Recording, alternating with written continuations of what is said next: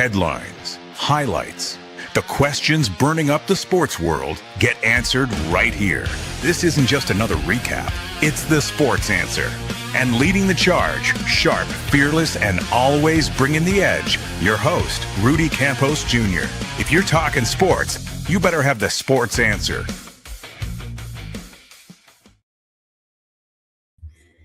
Hey, good Sunday morning, ladies and gentlemen. This is the Sports Answer. Wake up with me every single Sunday here on Answer Now TV. Rudy Campos Jr. for the Sports Answer. Quick shout out, Salem Surround, 210-526-3635. If you need to get that digital marketing, that branding needed ASAP, give them a call today. Salem Surround, 210-526-3635, or just go to salemsurround.com/San Antonio. That way they can get your brand off on the right foot. What do we got today? Well, we've got a lot of NFL free agency talk. We're going to get into a couple of teams here. Obviously, the Max Crosby deal didn't go through, kind of shady, but also other shady stuff happened in the world of sports because you have a lot of backlash on Bam Adebayo scoring 83 points. We're going to get into that as well. Plus, a little bit of Spurs Chisme for you this morning. Fred VanVleet coming in the clutch again against Spurs fans. And it wasn't not a very good take on Unguarded Podcast, but also at the same time, does he have a point? Some people in the association actually kind of agree with Fred a little bit. We'll get into that here in a little bit more on the Spurs Chisme segment. Again, be sure to go to Answer Now TV, hit that subscribe button. That way you can get the Sports Answer every single Sunday. Plus, more shows are going to be coming to you along the way throughout the week as well. You can find us on Answer Now TV. And again, be sure to hit that subscribe button. Let's get into it here. First and foremost, let's get into the Trey Hendrickson talk. Now, as we know, the Max Crosby deal didn't go through with Baltimore. They said it was due to failed physical. They said, this and that. I will say it probably was a little shady. They gave up 2 first-round picks for Max Crosby and decided, you know what, hey, we're still concerned about his physical, that came back. It wasn't great. Worried about injuries, this and that. So we're going to sign Trey Hendrickson in return, basically. Signing Trey Hendrickson, who is one of the best out there when it comes to edge rushers. And the shady part is, yes, you traded for Max, you reneged on the deal, you got your first-round picks back, you still got a pass rusher in Trey Hendrickson. So does it look bad on Baltimore? You know what? It does look bad on Baltimore, in my opinion. The sports question was, does Baltimore in the wrong for this? It's hard to say because what they see in their physical, assessment could be totally different than what a lot of people feel. Max has felt that he's been ready as of last year when the Raiders shut him down. But maybe Baltimore had a feeling we can go and sign Trey Hendrickson. Maybe they had an instinct we could sign him and get our first rounds back if we cancel this deal. It'd be like the same thing, like you going to pay for something at a store and say, you know what? I don't really want this after all. I'm going to return it. Personally, I think it's a bad move and a bad look for the Ravens to do that. But, I mean, if you want to return an item at a store, if you're about buying something and you don't want to buy it after all, I get that. You can walk away from a deal. The NFL offseason, it was just a trade that was already agreed upon. It wasn't a trade that was finalized. Remember, the NFL offseason really hadn't started yet. The signing period hadn't started yet. So if you really didn't feel like you wanted to make the deal after all, you can walk away from it. I do understand Baltimore's take on that. And if they want to use the excuse of, hey, you know what? We just don't think his physical that he took with us wasn't great. We weren't happy with it. I'm okay with that sense of Baltimore saying, I don't want to do this deal anymore. We want our first backs because we're going to get Hendrickson. I'm not okay with, agreeing to it upon the trade already ahead of time and say, you know what? That's physical stuff. Max was ready. Max was ready for the season. I don't buy the physical fail on anything. Just say you didn't want to get Max Crosby after all because you overpaid for him. Now, when we've been talking about Max Crosby on the Sports Answer when it comes to the Dallas Cowboys, we said maybe a first this year. Obviously, you're going to give him a first, but then maybe you could throw in a first next year, similar to what Baltimore did. We thought that was a really good deal. But the Cowboys wanted to do a first and a third, maybe a first and a second next year. Baltimore didn't really like that. They said, you know what? We need to get more out of this. So I understand, I really do understand it. In Baltimore, they have their own ways. But does Max get traded anymore? That's the question. Will Max get traded anymore? I'm not too sure. I'm not sure at all. Dallas has the opportunity to make that deal still when it comes to Max Crosby, as we've been talking. They really do have the opportunity. They've got the draft capital. They've got the space. Jerry hasn't really gone out and signed any pass rushers. I mean, he did go and get a trade for Rashawn Gary, but this is no Max Crosby. Cowboy fans are itching to get back into Super Bowl contention. Offensively, they're there. Defensively, they are a far, far, far, far distance. A deal for Crosby would be perfect. But now that Max is back, because as you can see, the trade has been rejected. Now that Max is back with the Raiders, let's bring up this graphic. Because let's not pretend that the Raiders have gone under the radar here. And if they have, you haven't been paying attention. Because from worst to soon to be first. We saw the collapse of the Kansas City Chiefs. We saw the mediocre run for the Chargers. Ideally, Kansas City got good on the offseason. They signed Kenneth Walker. They're making moves. They lost McDuffie. They understood they were going to lose their cornerbacks. But the Chiefs did get better in the offseason so far. Not leaps and bounds. They did get better. The Chargers are ho-humming away. They're getting better. They're making a little bit of moves. Then you look at Denver. Denver hasn't done anything yet. Anything of significance. The one team in that division that has done a lot is the one team you wouldn't expect to have done a lot. That is the Oakland. I'm sorry, I said Oakland. That is the Las Vegas Raiders. Shows you how old I am. I'm about to say Oakland. The Las Vegas Raiders. What have they done? They went out and they shored up the main part of their offensive line, and that is Tyler Linderbaum at center. What else? They signed Nakobe Dean, Quay Walker, Kwity Paye. They re-signed Eric Stokes. Terrell Johnson is their other cornerback. They went out and got a receiver in Jalen Naylor. And oh yes, as of right now, that defense just got even better because they got Max Crosby, who emphatically said, "I'm back," when he found out the trade was rejected and was reneged on. So now the Raiders went from laughingstock last year to, okay, this team can be competitive. Now, will they be first in that division? Probably not. Probably not. Kubiak's coming in, fresh off of a Super Bowl win with Seattle. You've got a great ownership with Tom Brady involved in it now. We're not going to worry about the Davis guys. Don't worry about Davis. But I'm talking about with Tom Brady there. They are a quarterback away, and there may be a few offensive pieces and a couple of defensive pieces away from being legit scary in that division and legit scary in that conference. Now, again, you go and draft Fernando Mendoza number one. That's pretty much what we're going to see. But does that mean you cannot go out and get another player, another free agent?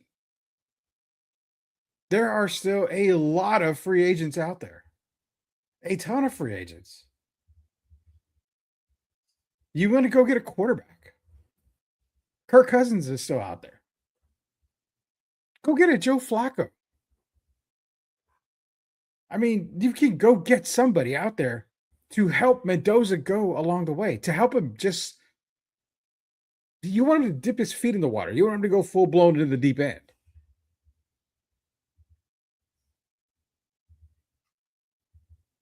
Comments are in here. Drop your comments in the stream, guys. Hi, I'm from Bangladesh. How are you doing? Habib Gadget.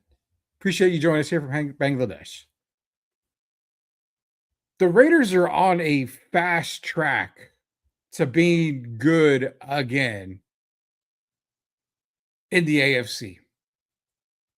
Just the signings they've made so far have made them one of my winners in free agency in the offseason. Loving it. Loving it. Ashton Genty, Brock Bowers. You need a receiver. You need to go get a big-time receiver, which they can do in the draft. They don't have to draft them in the first round. But you've got Mendoza. You don't have to draft. You don't have to get him. You can get him in the second and third round. There's a lot of great receivers out there. You need to go get a receiver. If you want to look at free agency, I mean, we can look at free agency right now. You've got, Keenan Allen's there, Stephon Diggs, Tyreek Hill, Jawan Jennings. I would love to see Jawan Jennings go to Vegas. You got a lot of guys out there still. Who do you think the Raiders should go after? They've already won NFL free agency. They're one of the top teams out there right now when it comes to free agency. From worst to soon to be first. What do you guys feel out there? Drop those comments in the live stream. We are live here. Answer Now TV. This is the Sports Answer. Rudy Copper Studio coming to you every single Wednesday. Plus, additional shows that are going to be coming to you weekly and multiple shows on the weekend, possibly. Again, we are about 30-minute shows. So whatever comments you want to drop the comments. You have topics you want to answer. You have sports questions you want to ask. Be sure to drop those sports questions here on the Sports Answer. Another notable moving was Kyler Murray, a Viking now. Wow. Okay. Was it a good move, Minnesota? What do you guys think? Skull out there, right? Was it a good move? I can't lie. I like the move. Justin Jefferson, Jordan Addison. You got to give them a good quarterback. J.J. McCarthy is not the answer. We had said many times, including we were doing our NFL draft coverage, we said J.J. McCarthy is maybe a third or fourth round pick. He was not a first round pick. He was not a guy you wanted to go after. Definitely a quarterback you could have passed on. So you bring in Kyler Murray. Kyler Murray hasn't done a whole lot being the number one pick in the Daniel Jones draft. I always have a fight with my fellow Sports Answer colleagues and say, hey, you know what? Daniel Jones is the better quarterback in that draft. I mean, yeah, he won the playoffs, won a playoff game. But he's probably the better quarterback in that draft. I'm going to get a lot of flack for that. I know. Oh, well. But Murray with the Vikings gives O'Connell a dual threat quarterback. Can throw the ball way better and a little bit more accurate than J.J. McCarthy can. I like the move by the Vikings. It was a good move by the Vikings to get Kyler Murray in there. Really respect it. Really, really like it. I really feel that with Kyler there, if they're lucky enough, and actually we're going to bring up our latest mock draft that we did to kind of give you guys an idea of what we're looking at. But the possibility, because they need a running back, and they need a running back in probably the worst way. Aaron Jones is just definitely not. He's not going to hold up. He's in the back part of his years. He's not going to hold up so much. I mean, the ideas of maybe Joe Mixon being out there would be really, I think, good for Minnesota. If they're lucky. I mean, even a Brian Robinson Jr. would be a definite, upgrade there that I feel that you can maybe go with. The one thing that I do also feel is that if this player drops in the draft, it doesn't have to drop all the way to Minnesota, but if he drops pretty decent amount, which a lot of guys out there, a lot of NFL mock draft experts don't have Jeremiah Love falling very far, but I do. I actually have him falling pretty low to the Vikings, which would be the absolute perfect spot for Jeremiah Love. Minnesota may need to make a move to get Jeremiah Love to pair with Kyler, Justin Jefferson, and Jordan Addison. The idea is that maybe they can go out and get a Joe Mixon or another running back for them would be good. The Vikings are not back in any sort of way.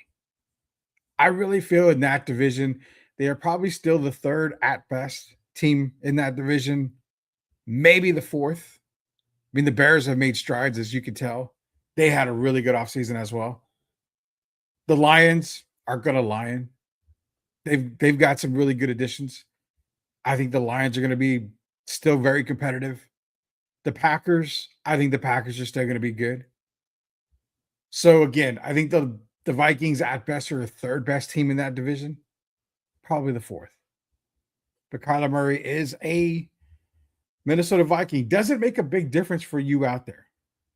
Doesn't make a huge difference. For me, not so much. I think it's going to make a good amount. It's going to cause, it's going to help Justin Jefferson. It's going to help Jordan Addison. I really feel that they could have done a little bit more in the offseason. They're not done by any means, obviously. But let's see what happens in the draft. They need a few more weapons out there. They need one weapon in particular, running back. Defensively, they got to get good. But Kyler Murray, it's an upgrade, definitely an upgrade over J.J. McCarthy. Before we go to commercial break, I know you Cowboy fans are out there, and I got to ask you guys, how has the Cowboys offseason gone so far for you, Cowboy fans? Jerry, has he done enough? I mean, let's look at the moves Jerry's made so far. Brought in Rashawn Gary, Jalen Thompson, Kobe Durant, Sam Williams are the additions, PJ Locke, Agbanya, Sam Howell's a backup quarterback. Okay. The Gary and Thompson move, that's good. They're good for the defensive side. Re-signing George Pickens, okay, big. It gives you the one guy who made a huge difference last year on offense. But offense was never the issue. Offense was not the issue. It was defense. Jerry still has yet to make a splash on defense. Still hasn't re-signed Jadeveon Clowney, which I find is the one guy he should go get. I think Clowney will come in under what his value is worth right now. So I think Clowney would be a guy to bring back for Dallas. But there are guys out there you can still go after. If Jerry doesn't want to wait for the NFL draft, because he probably will get at least one really good defensive player. I mean, you're talking about edge rushers. You still have guys like I mentioned, Jadeveon Clowney. No more Trey Hendrickson. I mean, you can go DJ Reader, maybe a Calais Campbell. If you want to go cornerback, I mean,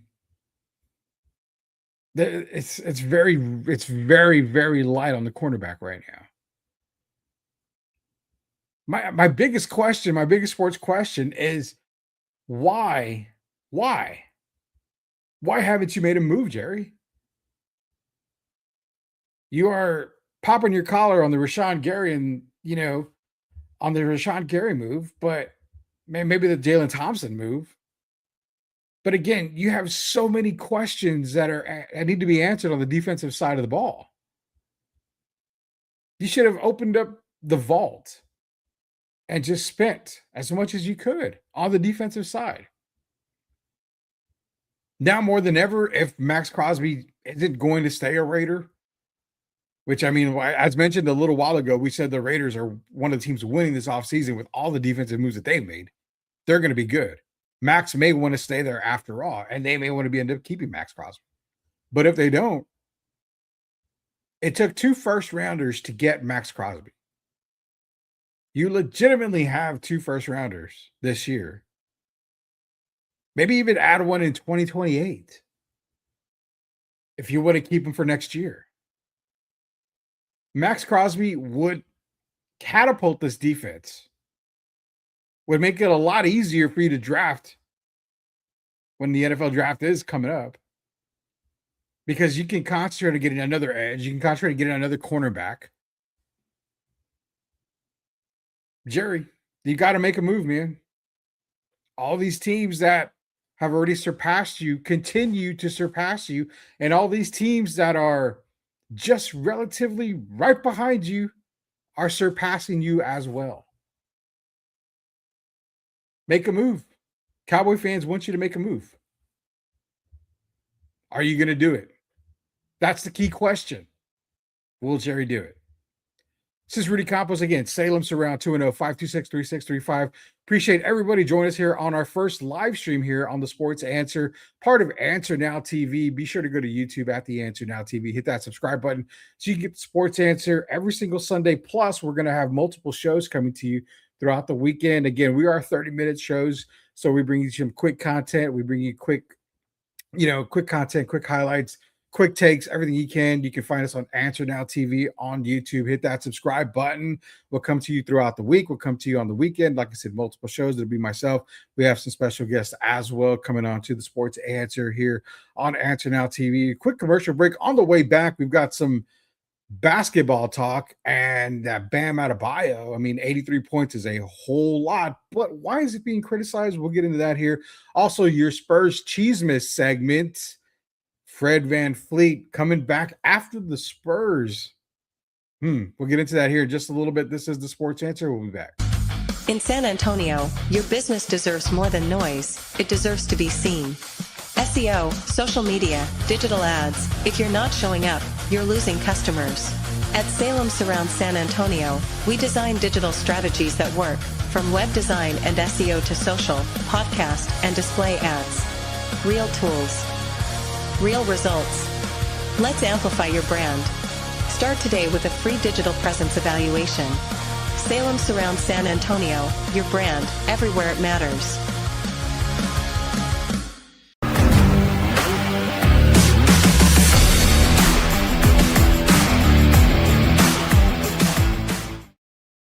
All right, welcome back to the Sports Answer. Salem Surround 210-526-3635. Get with them today. Hey, you know what? Your brand is just coming off.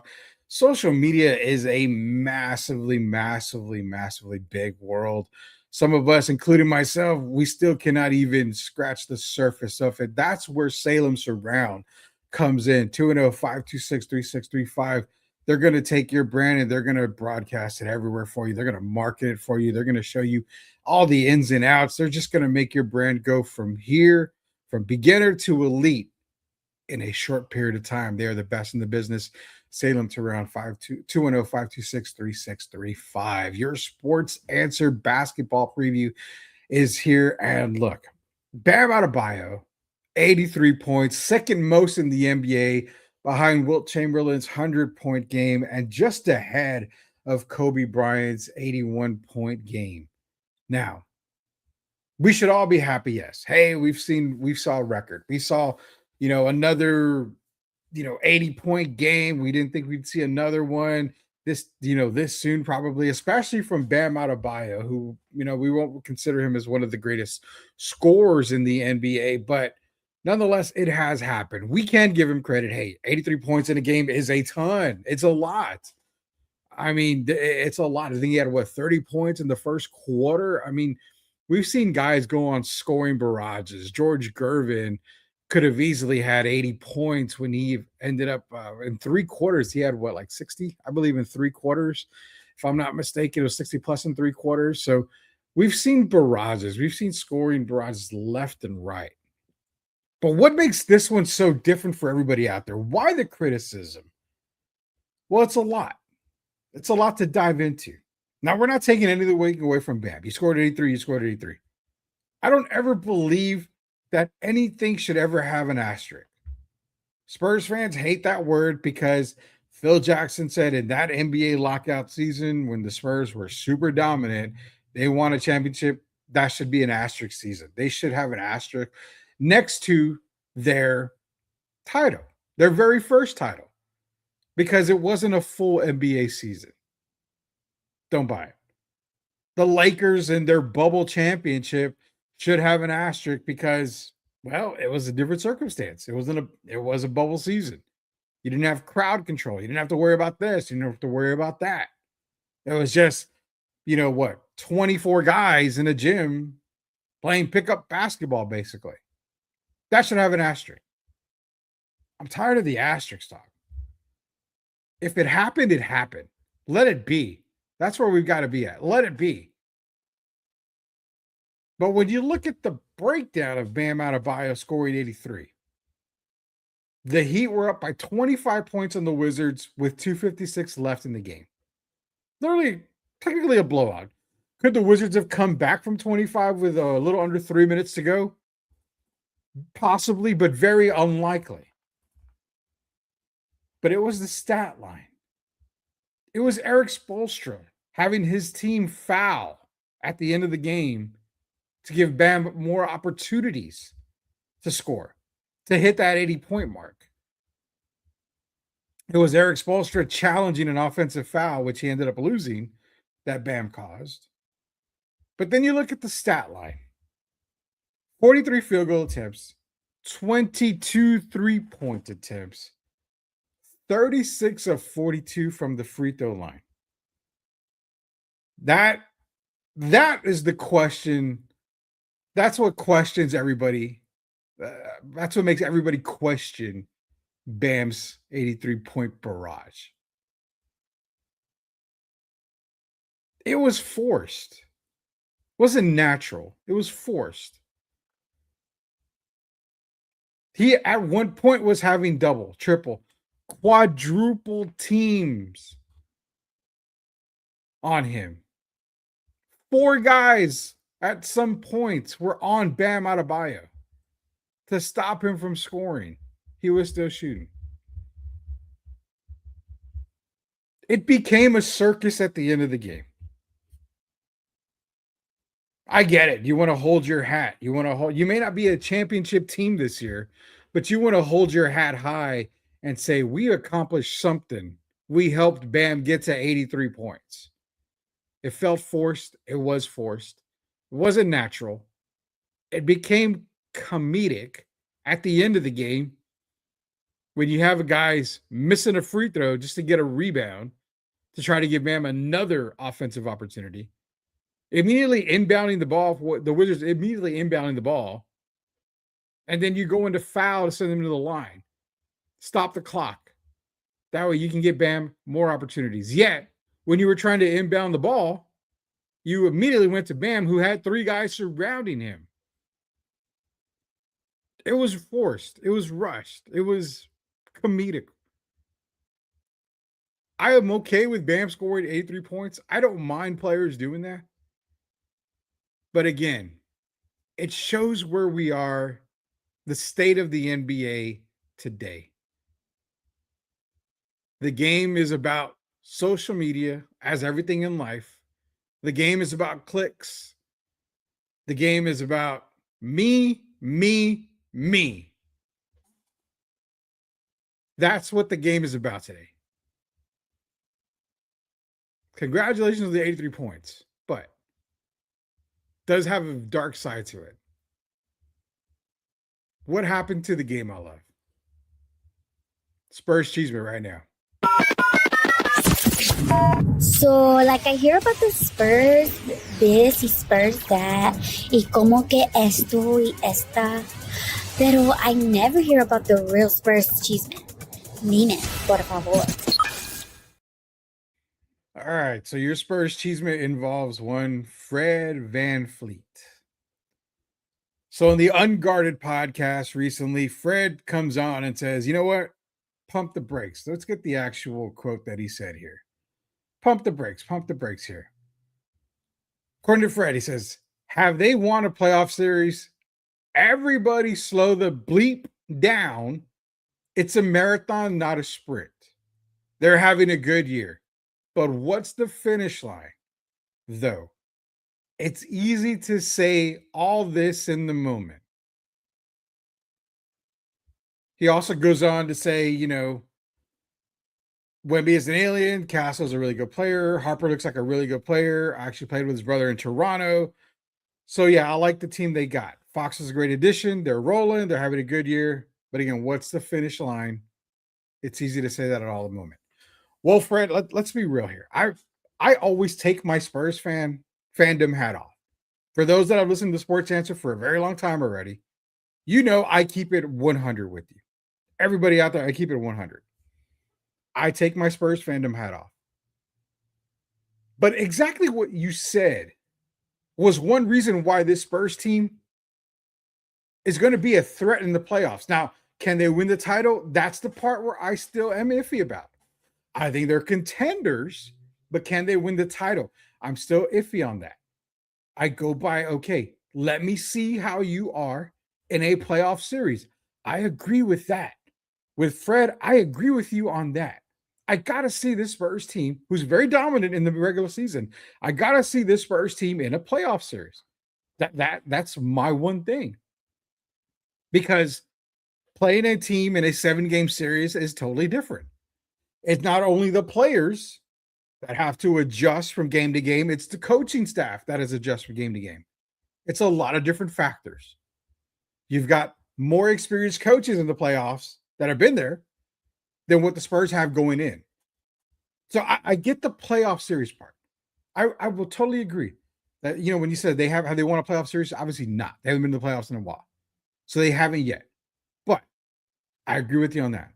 But where I don't agree with you with is it's all in the moment when you made that comment. Because this Spurs team has shined through every moment so far. They had a hiccup against Denver, yes, without Victor Wembanyama. They've been able to dominate OKC this season, with the exception of one game. They've outlasted the physicality of Detroit. One of the best teams in the East coming up right now, obviously in Boston, who's going to be a legitimate threat. The Spurs silenced Boston. Now, we can go back on the Jaylen Brown thing and say, well, Jaylen Brown got ejected, yada, yada. It could be different. It could have been different, but you can't blame the Spurs for that. That's NBA officiating. So throw that to the side. Spurs have had bad calls here. Every team has had bad calls all year. But to say that it's all in the moment, I don't agree with that. I agree with this playoff series, yes. I want to see more on the playoff series part. I do not agree with the all in the moment thing because they have shined through every moment this season. Every time we have expected the Spurs to fail, they've come through. When they played OKC, we didn't expect to win. Even diehard Spurs fans who said, I knew they were going to win.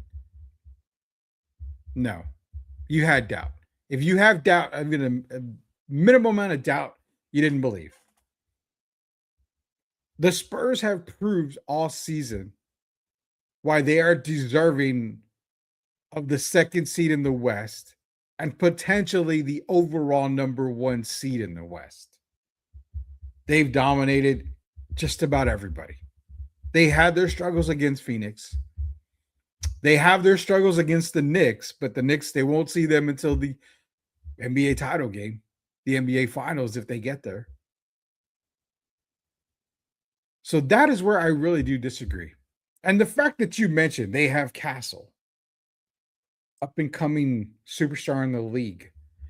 They have Fox, a veteran who can definitely get it done when Victor's out. The likes of Dylan Harper coming off the bench with Keldon Johnson, who is potentially an NBA 6-man candidate. Not to mention they have Victor Wembanyama, who, yeah. The best two-way player in the league right now, probably. We can maybe argue that, but potentially, possibly the best two-way player in the league. I don't know if it's Spurs hate because you had a grudge against Greg Popovich at one time, so you decide I want to call them out now. Pump the brakes. Okay. Pump the brakes. Only because we haven't seen them in a playoff series. But this team has outshined everybody all year, expectation-wise. When they are fully healthy, they are one of the hardest teams to beat in the league. They have a bench that they can easily go 6-7 deep on. The addition of Mason Plumlee, huge for them. This Spurs team has one of the best coaching staffs in the league, as mentioned in the summer. Mitch Johnson did a remarkable job with this coaching staff. And it shows. This team's not good with a bad coaching staff. They have more things going for them than they do not. The only negative about the Spurs is they are not playoff tested. Which, hey, guess what? That's about to change this year. Spurs fans, what do you think? Drop those comments below. Is Fred wrong? Is he right? Do you like what he said? Do you agree with a little bit what he said? Do you agree with anything that he said? Or you just disagree 100% with what Fred said? Let us know in the comments. Drop those comments. Answer Now TV. Be sure to subscribe. Salem Surround 210-526-3635. Again, thank you for joining me today. We had a ton of viewers in the first live show for the Sports Answer. We are going to be coming to you guys again. We come to you every single Sunday for sure. We're going to drop more guests are going to be coming on. We're going to be dropping more shows throughout the weekends. Throughout the week, we're going to drop more shows. So be sure to go to Answer Now TV. That way you can subscribe and you will not get left in the dark. We have a ton of content for you guys to come into here. Appreciate you joining us here for another edition of the Sports Answer. Again, shout out to Salem Surround 210-526-3635. Rudy Campos Jr. for the Sports Answer. We will see you guys when you have those burning sports questions. We have the Sports Answer. We'll see you guys later. You've been listening to the Sports Answer with Rudy Campos Jr. Today's show was brought to you by Salem Surround San Antonio, helping local businesses grow with digital strategies that work. Visit salemsurround.com/San Antonio to learn more. We'll see you next time on the Sports Answer.